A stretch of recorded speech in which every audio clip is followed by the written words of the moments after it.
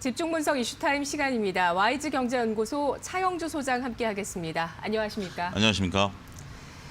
자, 오늘 이슈 관련 뉴스부터 함께 보겠습니다. 머니투데이입니다. 또 이재용 없는 삼성, 30만 직원, 글로벌 전략도 멈췄다입니다. 법원이 어제 이재용 삼성전자 부회장에게 2년 6개월의 실형을 선고하면서 삼성그룹이 또다시 시계제로 상황에 처했습니다. 파기환송심 재판부의 선고를 TV 중계와 보도로 접한 삼성그룹 고위 임원들은 최악의 시나리오가 현실화됐다고 말했습니다. 삼성전자의 한 직원은 지난해 코로나19 사태 와중에도 고군분투했는데 자칫 리더십 공백이 국가적인 경쟁력 저하로 이어지는 게 아닌지 걱정이라고 밝혔습니다. 네, 바로 이 소식이 어제 장 마감 직전에 나왔습니다. 이재용 삼성전자 부회장이 국정농단 사건의 파기환송심에서 결국에 실형을 선고받았습니다. 이에 따른 여파가 어제 어땠나요? 예, 일단 대부분 다 잘 아시겠습니다만 어제 실형 선고 이후에 삼성그룹 주들이 주가가 하락하는 그런 모습을 보였다라고 말씀드릴 수가 있겠습니다. 물론 어제 같은 경우 이제 삼성그룹 주뿐만이 아니라 전반적으로 주가 조정기에 들어간 그런 국면이긴 합니다만 삼성그룹 주들이 동반 하락하면서 특히 삼성전자가 약보합세를 나타내다가 마이너스 3포인트까지 밀리는 그런 모습들을 보이면서 전반적으로 시장을 끌어내리는 그런 역할을 했다라고 말씀드릴 수가 있겠습니다. 그 전만 하더라도 삼성그룹 주 중에서 나름대로 삼성전기라든지 삼성물산 같은 경우 좀 견조한 흐름들을 보였었는데 재판 이후에 그런 것들이 동반 하락하는 그런 모습들을 보였다라고 좀 말씀드릴 수가 있겠습니다. 아무래도 시장 일부의 동요는 좀 불가피할 것으로 좀 보여지는데요. 근데 여기서 잠깐 과거 사례를 좀 말씀드리도록 하겠습니다. 우리가 이제 이재용 그 삼성그룹 부회장이 구속된 게 이번이 처음이 아니기 때문에 총 그 관련 이슈가 된 게 4번 있습니다. 2017년 구속이 됐었고요. 그런 것들이 1심에 대한 실형이 확정이 됐었고 그다음에 2심에서 이제 집행유예로 석방이 됐었고 다시 이번에 대법에서 파기심이 환송이 되면서 이번에 실형이 확정됐다 이렇게 말씀드릴 수가 있겠는데 4번 다 주가가 당일날은 하락하는 그런 모습들을 보였습니다. 하지만 1개월 이후에는 주가가 회복하는 모습, 어느 정도 회복하는 모습들을 좀 보였기 때문에 일단의 시장의 흐름들은 좀 더 관심 있게 지켜봐야 된다. 하지만 이번에 이제 실형이 구체적으로 확정이 됐기 때문에 과거 사례와는 좀 다를 수도 있습니다만 어찌됐든 시장에 있어서는 약간의 충격은 좀 있을 수밖에 없다. 이렇게 좀 말씀드릴 수가 있겠습니다. 네, 어제 삼성그룹주 가운데 삼성물산이 가장 큰 하락을 보이면서 7% 가까운 하락을 보였고 또 삼성전기 같은 경우는 좀 낙폭이 제한적인 상황이었네요. 2% 정도 하락을 했습니다. 앞서서 설명을 해주셨듯이 이러한 악재가 나왔을 때 단기적인 영향력이 있었다고 설명을 해주셨는데요. 또 워낙 지금 삼성을 둘러싼 업황이 또 상당히 좋고 네. 바이오도 그렇고 반도체도 그렇고요. 또 지금 시장의 분위기가 조정이긴 하지만 여전히 장이 꺾였다고 보기는 좀 어려운 국면에서 자, 악재가 이제 어떻게 보면은 모두 이 관련한 삼성전자 부회장의 이 구속 관련한 악재는 거의 좀 나오지 않았을까. 그렇다면 어떻게 될까 상당히 궁금하실 것 같아요. 삼성을 둘러싼 또 악재들이 많네요. 정리를 해볼까요? 아직 끝난 게 아닌 상황입니다. 네. 일단은 지금 국정농단 사건, 그러니까 이번에 이재용 부회장과 관련된 사건들이 몇 건 있었는데요. 국정농단과 관련된 사건은 이제 마무리 국면으로 들어간 것으로 보여집니다. 확실히 마무리됐다라고 아직 볼 수는 없습니다. 재상고도 가능하기 때문에 이런 부분들에 만약에 삼성 측에서 재상고를 하게 되면 시간을 좀 더 끌을 수가 있겠죠. 마무리라는 용어를 쓰기까지는. 근데 이제 그 법적인 그런 상황들을 볼 때 일단 대법원 한번 갔다가 다시 내려온 사건이기 때문에 다시 대법원 올라갈 수도 있습니다만 통상 이럴 때는 대법원은 한번 왔다 간 사건에 대해서는 이미 하급심에서 한 것들을 인정하는 그러한 관례가 있기 때문에 특별히 재상고를 한다 하더라도 2년 6개월의 실형을 피하기는 어려울 것이다. 이게 지금 현재 대부분 법조계의 전언이기 때문에 이번 사건에 대해서 마무리가 확실히 지어지느냐 아니냐는 조만간 재상고를 하느냐 안 하느냐 여부에 달려있다라고 말씀드릴 수가 있겠고 두 번째는 지금 이재용 부회장이 또 하나의 혐의를 받고 있는 게 있습니다. 경영권 승계와 관련해서 불법을 저질렀다라는 부분들이거든요.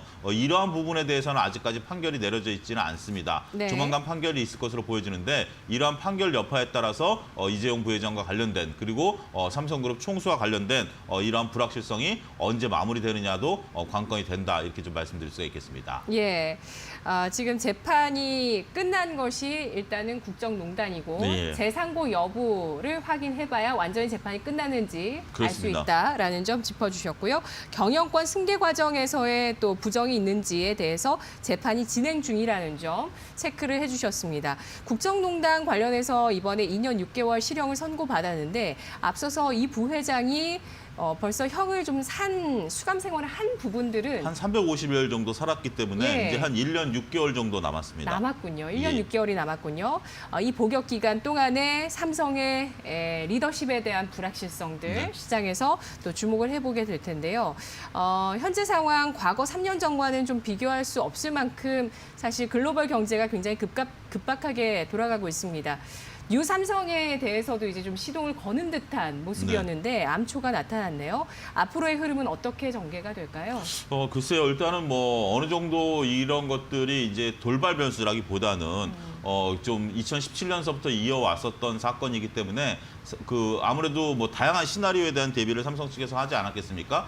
가장 좋은 베스트 시나리오는 이재용 부회장이 이제 뭐 집행유예 정도로 끝나는 거를 이제 가장 원하긴 했었겠습니다만 최악의 경우 구속이 됐을 경우 그리고 구속이 장기화되는 것에 대한 대비책도 나름대로 삼성이기 때문에 좀 세우지 않았겠는가. 근데 우리가 이제 앞서 언급드렸다시피 한 1년 6개월 정도, 1년 반 정도 이제 수감 생활을 하셔야 되는데요. 이런 정도라면은 생각보다 그렇게 길지는 않다라는 게 나름대로 삼성그룹 측에서는 조금 위안을 삼을 수 있다라고 좀 말씀드릴 수가 있겠죠.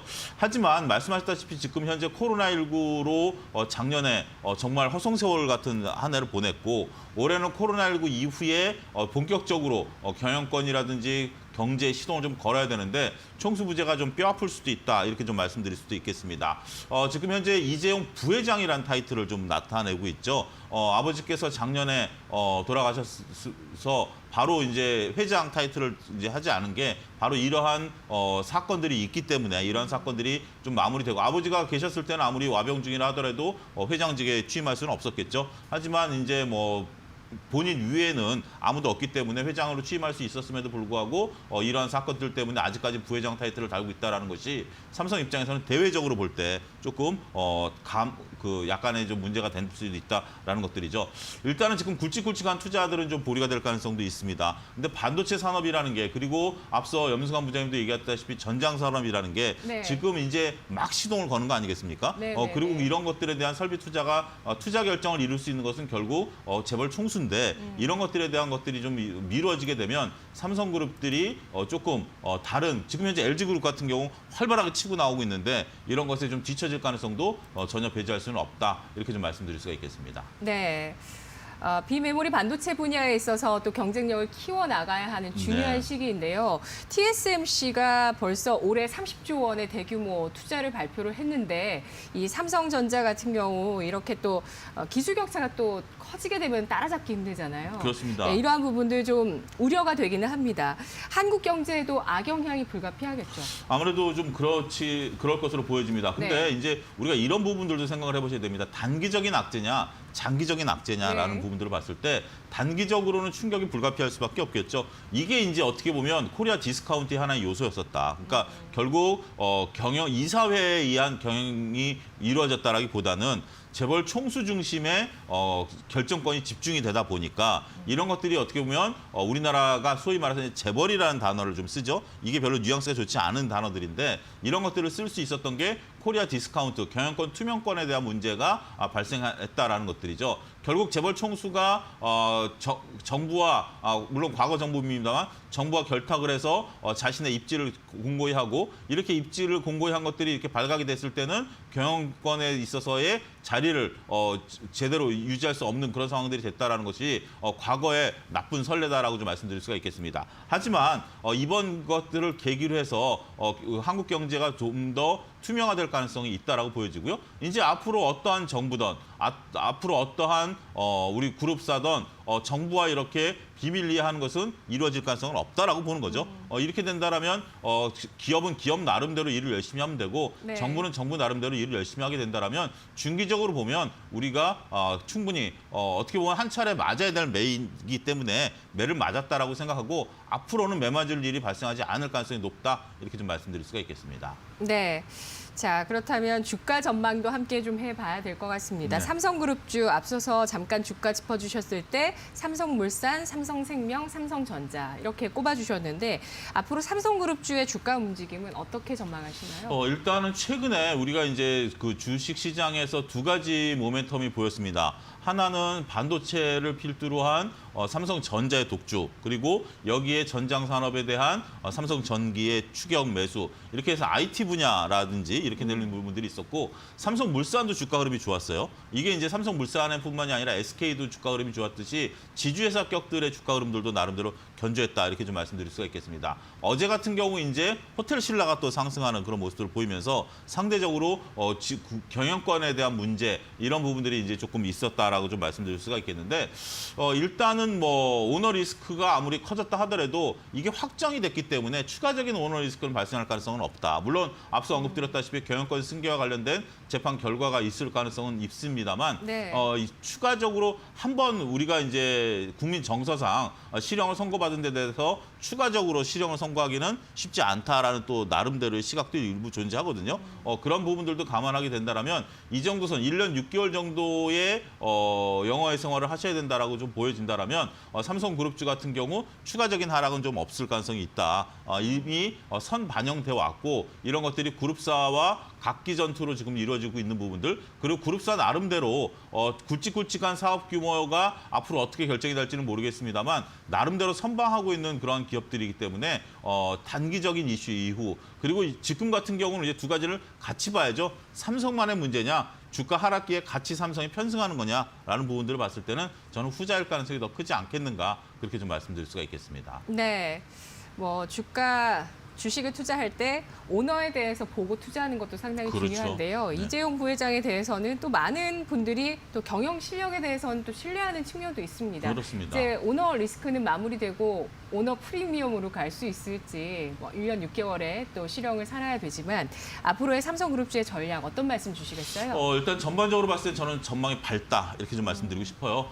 앞서 언급드렸다시피 일단은 뭐 과거의 일이고 과거에 별로 좋지 않았었던 선례였었고 그것을 단지한다라는 게 지금 그런 부분들 아니겠습니까? 물론 아픈 부분들은 있습니다. 하지만 우리가 상처는 도려내야 건강한 새살이 돋아나듯이 이번에도 그러한 결과를 이재용 부회장이 맞이하고 있다 이렇게 좀 말씀드릴 수가 있겠죠. 네. 지금 3세 경영진들을 보면 나름대로 잘하고 있습니다. 현대도 그렇고 LG도 네. 그렇고 잘하고 있고 네. 같은 연배 때의 또 삼성그룹이기 때문에 충분히 이번 기회를 통해서 앞서 언급드렸다시피 투명화를 통해서 코리아 디스카운트를 걷어내면서 우리 증시도 한 단계 더 도약하는 그런 발판이 마련하는 계기가 될 것이다 이렇게 좀 말씀드릴 수가 있겠습니다. 알겠습니다.